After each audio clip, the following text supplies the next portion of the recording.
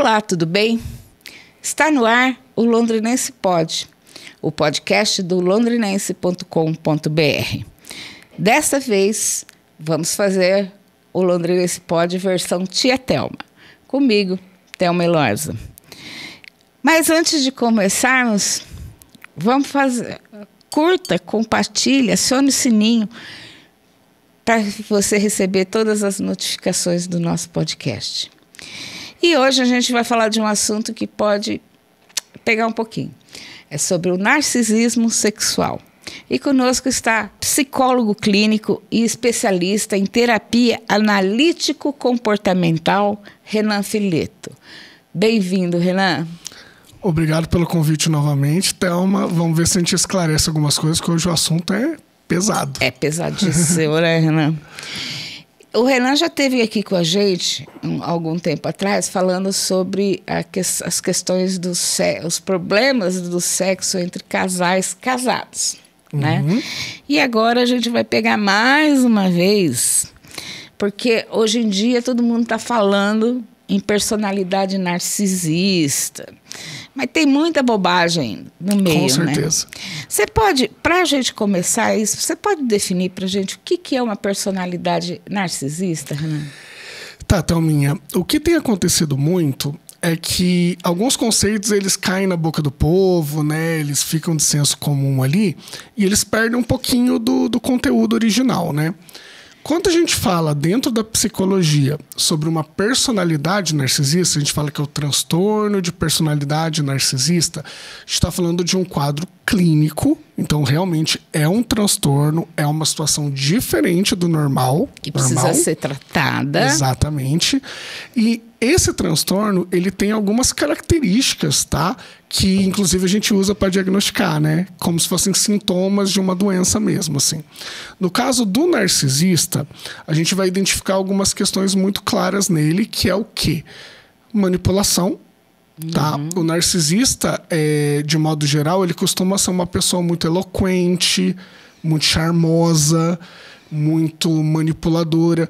Tanto a eloquência quanto o charme ajudam nessa conquista, nessa manipulação, né?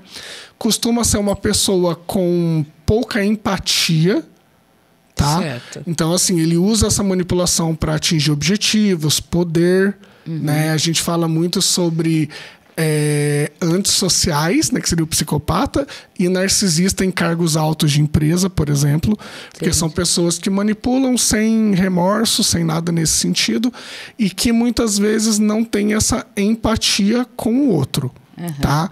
Isso é a definição técnica clínica, né? A gente sabe que hoje em dia a gente fala de mães narcisistas, né? Tem um monte de termos. Esses termos não são científicos, tá? Eles são muito mais um apelido que a gente dá para uma série de comportamentos. Mas mães narcisistas eu já ouvi muito, pais e tal, principalmente pela dominação, pela como se diz, para tentar diminuir o filho ou alguém excesso de controle, né? Excesso de controle. Mas existe o narcisista sexual? Eu acho que existe o comportamento narcisista em termos de relações amorosas e sexuais, tá? Não necessariamente essa pessoa tem um diagnóstico, isso é mais complexo, né? Mas todos nós podemos ter comportamentos egoístas, comportamentos de manipulação. Quando a gente fala do narcisista na cama, por assim dizer, a gente está falando de uma pessoa que tem isso muito acentuado, tá? Você, eu, qualquer pessoa que está assistindo isso pode ter um momento egoísta, isso é normal na vida, né? Agora, a gente está falando de uma pessoa que as relações dela são pautadas por o benefício próprio, por não olhar para o outro, por buscar só o próprio prazer, entendeu? Então essa ausência de empatia é o que define um comportamento narcisista. Isso pode acontecer nas relações amorosas e sexuais, né? Quer dizer, a pessoa não precisa ter a personalidade narcisista para ser um narcisista sexual. Ou o narcisista o que tem o transtorno da personalidade narcisista, ele também é um narcisista sexual. Quem tem o diagnóstico, Thelma, por exemplo, o cara tem transtorno de personalidade borderline, ou narcisista, ou antissocial, ele vai ser essa pessoa em todas as áreas da vida dele. Inclusive na sexual. Porque um transtorno de personalidade, ele é um transtorno relacionado à estrutura de quem você é. Por isso que não tem cura, né? A gente não cura quem uma pessoa é. Então, isso vai aparecer em todas as áreas. Mas algumas pessoas podem ter comportamentos parecidos, sem o diagnóstico. Vou dar um exemplo que fica mais fácil. Você pode ter um transtorno de ansiedade, que é uma pessoa que às vezes tem que tomar remédio, fazer alguma coisa assim, e você pode ser uma pessoa ansiosa. Entendeu? Você é uma pessoa ansiosa, você não tem um diagnóstico fechado de nada, mas você tem comportamentos relacionados à ansiedade. Mais ou menos a mesma coisa. Você pode ter um diagnóstico de transtorno de personalidade narcisista ou ter comportamentos análogos, né, parecidos com isso, assim. E na cama, você imagina o quanto que isso pode ser complicado, né? E como? E eles, essa personalidade, esse narcisismo sexual, como que eles se comportam na cama? São bons ou são ruins? Você pode ter um amante narcisista bom de cama ou ele é ruim? Ou começa devagar e a coisa evolui? Eu acredito assim, Thelma. Quando a gente está olhando por essa ótica, a gente está vendo uma pessoa, como eu falei, que é muito sedutora. Então, geralmente é uma pessoa que se dá bem no flerte, na cantada, naquele chaveco, é uma pessoa que sabe fazer isso. Né? Vamos pensar num cafajeste, assim, num cara que tem essa lábia boa, né? E aí, isso tudo, Thelma, isso é importante ficar claro, é sempre pensando no próprio prazer. Entendi. Então, aquela coisa que a gente tem do sexo saudável, por assim dizer, que tem uma troca. Então, eu estou buscando prazer, mas eu estou dando prazer para o outro também. Quando a gente fala do narcisista, isso não está presente dessa forma. O narcisista, ele é sempre movido pelo próprio benefício, no caso aqui especificamente do próprio prazer. Então, ele vai seduzir, ele pode ser o cara mais legal do mundo, mas com o objetivo de levar para a cama e na cama ele ter o próprio prazer. Então ele pode ser uma pessoa, por exemplo, Thelma, que não se importa com a pessoa que está com ele chegar no orgasmo, por exemplo. O fode mal. O fode mal, porque ele chegando, tá tudo certo. O objetivo dele é o próprio prazer. Então a gente pode pensar num egoísmo muito intensificado, num egoísmo muito fora da curva. Sabe? E aí a pessoa que depois que transa não liga mais para o outro, dá o ghosting, faz uma série de questões, né? E são apenas homens ou as mulheres também podem ser narcisistas sexuais? Quando a gente fala do diagnóstico específico, a gente está falando de uma coisa que pega mais homens, antissocial, que é o psicopata, histriônico, narcisista e borderline estão no mesmo grupo de transtornos. Tá? Se você for olhar o DSM, que é o manual de transtorno, tá no mesmo grupo. O narcisista e o antissocial, ele costuma ser muito mais prevalente, né? Acontece mais entre homens. E border, principalmente, acontece mais entre mulheres, falando do diagnóstico clínico, né? Agora, quando a gente fala de pessoas com comportamentos narcisistas, eu acho que é interessante a gente sempre levar em conta, Thelma, questões sociais também. Sociais. Porque, assim, o homem, ele é educado para conquistar, para acumular mulheres, para ser muito definido por quantas mulheres ele consegue levar para a cama. Certo. Né? O homem não é educado para ser o melhor transão do mundo. É muito mais uma questão de quantidade do que de qualidade. E aí isso vai aparecer onde? Vai aparecer lá na clínica, quando eu atendo mulheres que reclamam da vida sexual, porque os caras não são educados para isso. Então, existe um fator sexual e social que leva os homens a buscar o próprio prazer. Entendeu? Então, há um elemento social também disso. Não à toa que a gente vê até hoje homens que não sabem onde fica o clitóris, por exemplo. Ixi, que é muito comum, inclusive. Não é? E aí, Thelma, por que a gente... por que a gente tem que levar isso em conta? Porque, assim, se o homem ele não busca ou ele não é educado para saber onde fica o básico e o principal, de uma certa forma, da anatomia feminina sexual, significa que o foco dele não está em satisfazer a mulher. Olha como isso é uma questão social. Verdade. Se o foco fosse eu tenho prazer, mas eu também dou prazer, a gente ia ter cursos de educação sexual para homens, onde é ensinado o básico de anatomia feminina para que os homens estivessem aptos a contribuir no sexo nesse sentido. Vamos mandar um curso desse, nós dois? Vamos ficar rico, hein? Vamos ficar rico, então. Porque assim, se não existe oferta, é porque não tem demanda. Os caras não estão interessados em entender da mulher. Então assim, isso pra mim é de um egoísmo muito absurdo.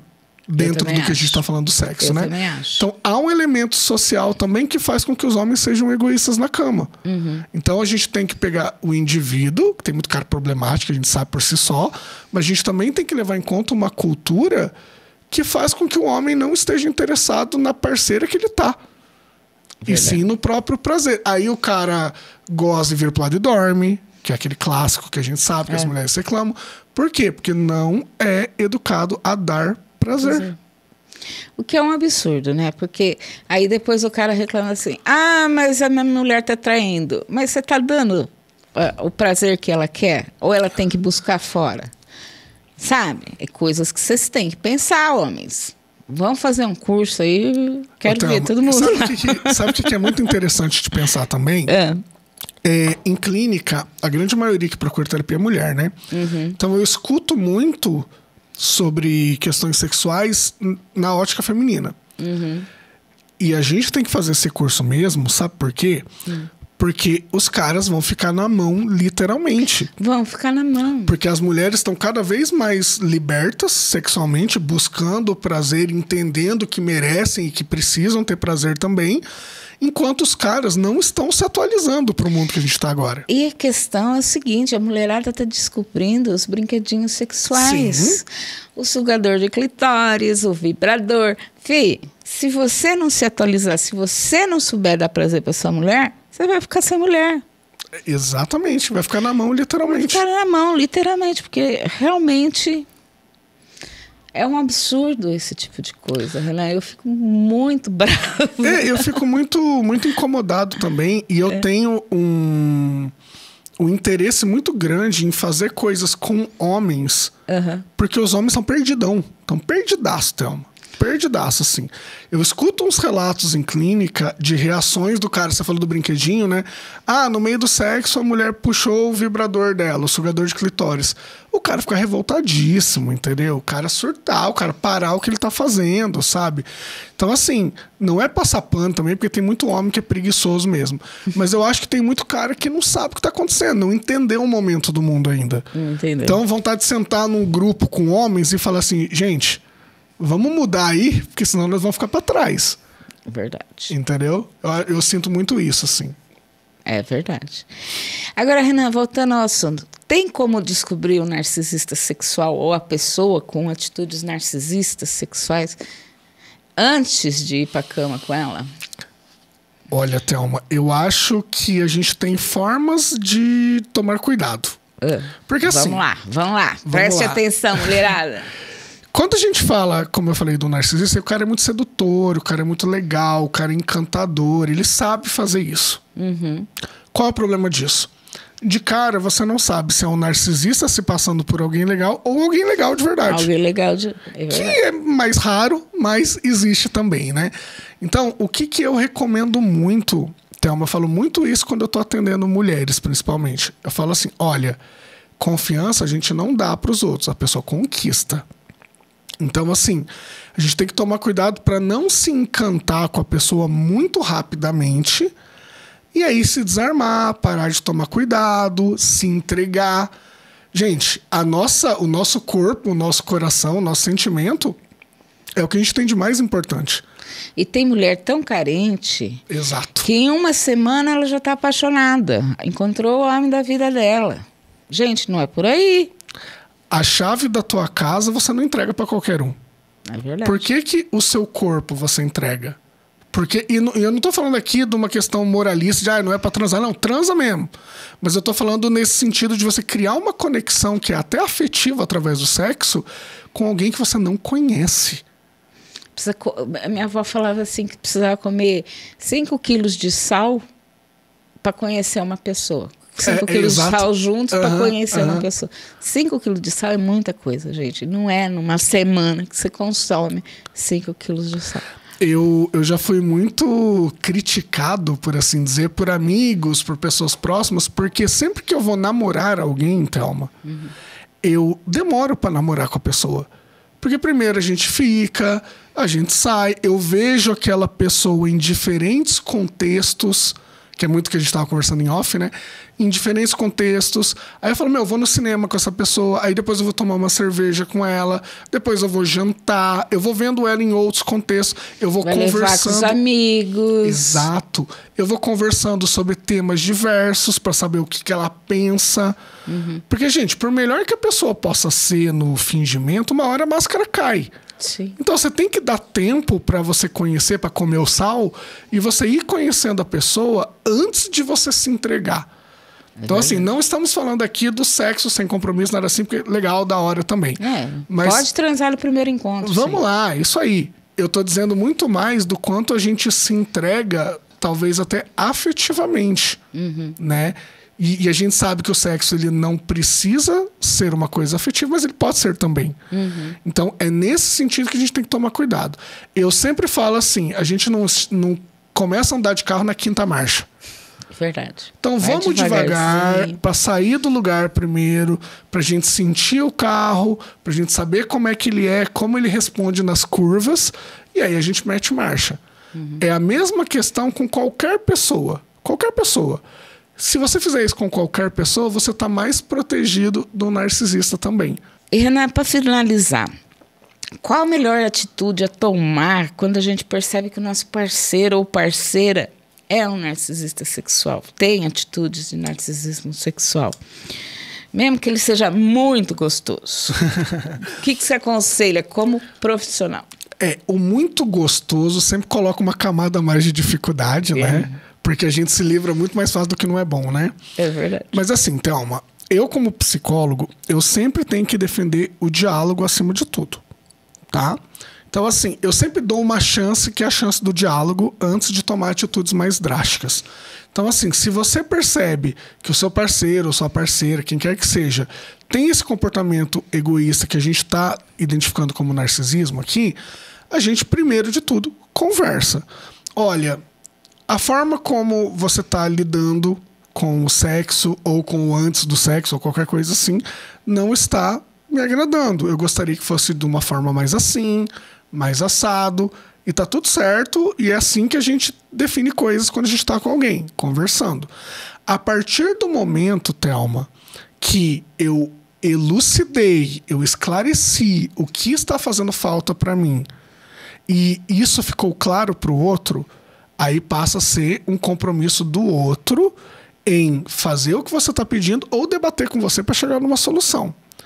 Quando a gente se abre, quando existe essa transparência e mesmo assim não há uma mudança no outro, e quando a gente fala de narcisismo, a gente está falando muito disso, um egoísmo muito extremo, então provavelmente a pessoa não mude, o conselho é buscar um gostoso que se preocupe com você. Que é o mais difícil achar. Que é o mais difícil. Porque assim, invariavelmente, Thelma, quando a gente tá com uma pessoa com esse nível de egoísmo, a gente vai pagar um preço em algum momento. Verdade. Né?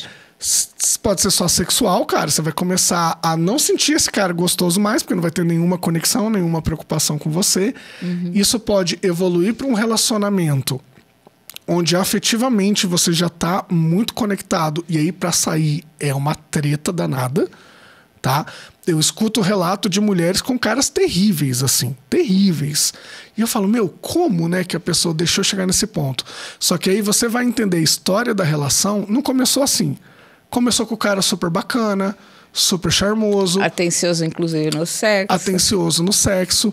E aí a pessoa se desarma muito rapidamente, antes de fato entender como aquela pessoa é após esse encantamento inicial.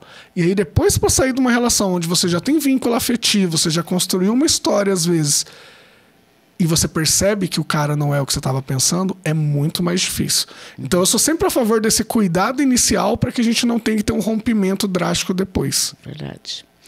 E é o que eu sempre falo, gente, nas minhas colunas. O cara fode mal, o cara é egoísta, o cara não te deu prazer, foge.